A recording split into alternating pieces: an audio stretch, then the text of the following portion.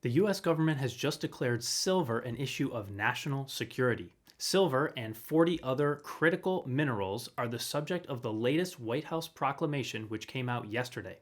In this video, I'm going to tell you what it says, what it means, and how you can profit.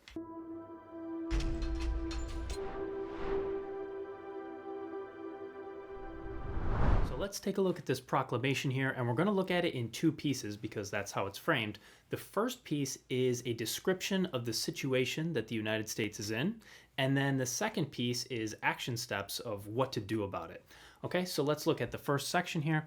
On October 24th, 2025, the Secretary of Commerce transmitted to me, to Trump, a report on his investigation into the effects of imports of processed critical minerals and their derivative products, okay, PCMDPs, on the national security of the United States, and advised me of his opinion that these minerals are being imported into the United States in such quantities and under such circumstances as to threaten to impair the national security of the United States. So this is the framing here, the first section.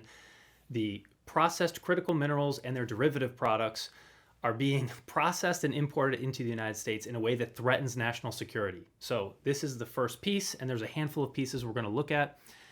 And by the way, if you missed the latest video we posted on this channel, we mentioned, among other things, that silver was designated a critical mineral by the US government last year.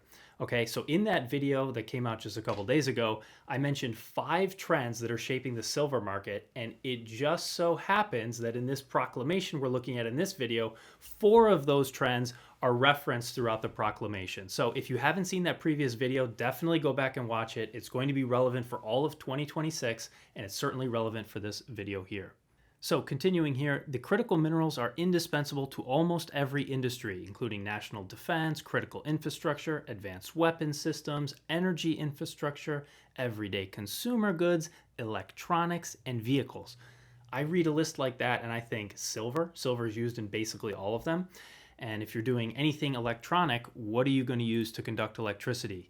Well, probably the best element on the periodic table for conducting electricity, and that is silver. Silver is the gold standard when it comes to electronics. It is the standard against which everything else is measured. So silver is absolutely critical in all of these industries. But of course, it's not just silver, okay? As of 2024, the United States was 100% net import reliant for 12 critical minerals and 50% or greater net import reliant for a further 29 critical minerals, okay, so a total of 41.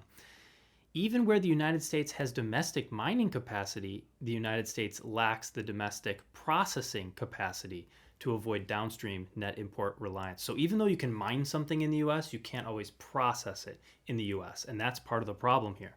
So if you mine something, then you have to ship it overseas to process it. Well, it might as well have been sourced overseas to begin with. And you could see here a list of the net import reliance and major import sources for certain minerals. And this, unfortunately, is a year older than what we were just looking at, so the list doesn't line up exactly, but it gives you a general sense of what the US is reliant on. These blue bars in the middle are basically progress bars. If they're filled up all the way, that means the US is 100% reliant on foreign sources. And further down the list, you can see it dwindles down to about 50%, and then it cuts off. So all of these minerals up here, the US is 100% reliant on foreign sources for. And down the list here is silver at about 69% imported, and the remainder is domestic. Continuing, demand for critical minerals is rapidly increasing and will continue to increase. Yes, growing demand. We talked about this in the previous video. Growing high-tech industries such as artificial intelligence, data centers, nuclear energy, and new energy technologies. Yes, all of which require silver. And, going back a second, the Secretary further found that critical mineral markets are prone to price volatility. What did we say in the latest video? Price volatility. That's exactly what we should be expecting for silver. Again, if you haven't watched that video, you're not going to understand everything as well as people who have watched that video. So I would encourage you to go back and watch it. And finally, how does Trump plan to combat price volatility? I may consider alternative remedies besides negotiations in the future, including minimum import prices for specific types of critical minerals. Okay, so we have to pause here. Minimum import prices. So price controls, okay? So why implement price controls? Well, basically, if someone, let's use silver as an example. If someone's producing silver somewhere in the world, if the US wants to incentivize that producer to sell it in the United States, it basically can pay more than the market price of silver. So if silver is $90 globally, the US can say, you know what, we'll pay you 100. And then any producer of silver makes the very obvious choice of, I'm selling to the United States because they're going to pay me more. Now, where does that come from? You probably have to pay from taxpayer funds, which is a separate issue. But what does that do to the silver market or the market of any of these minerals? What would happen is all of that mineral, all of that silver would go to the United States. And if anyone else in the world wants silver for all of their products, they would have to match the price. So the US, by setting a price floor, would essentially be the market maker, and anyone else who wants that thing would have to match the price. But once the price is matched, there's no incentive to sell to the United States anymore. So the US would have to do it again and set an even higher price floor. And then there'd be this constant bid up higher and higher and higher until something breaks. So that could go on for a very long time. It could happen with silver, it could happen with other minerals.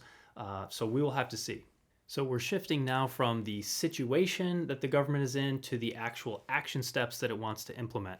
So we see here, I, Donald J. Trump, blah, blah, blah, do hereby proclaim as follows. Okay, so what is he going to do about it?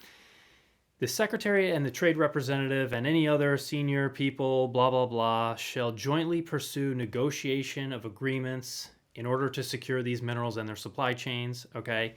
In negotiating, the Secretary and the Trade Representative should consider price floors for trade in critical minerals and other trade restricting measures. Okay, so the price controls we just talked about.